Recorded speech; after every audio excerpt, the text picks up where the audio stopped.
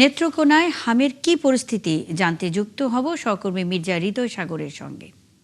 সাগর, আজ নেত্রকোনায় হাম পরিস্থিতি কেমন দেখছেন, কি বলছেন চিকিৎসকরা?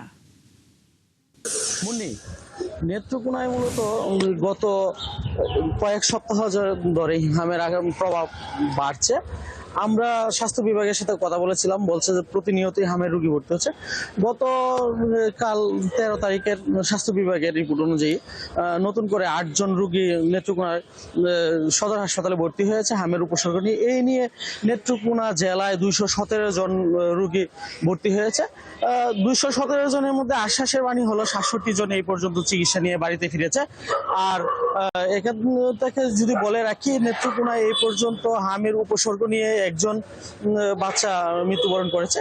তবে নেত্রকোনা থেকে হটস্পট ঘোষিত আটপাড়ায় হামের টিকাদান কার্যক্রম শুরু হয়েছে।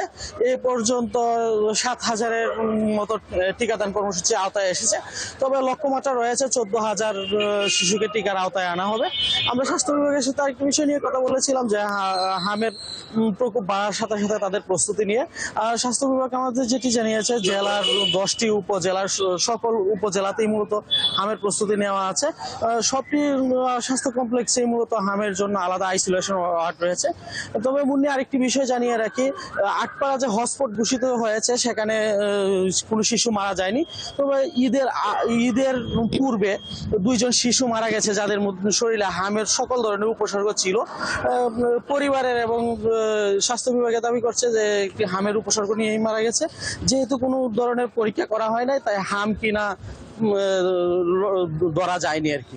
মানে এই ছিল নেত্রকোনা থেকে হামের সর্বশেষ।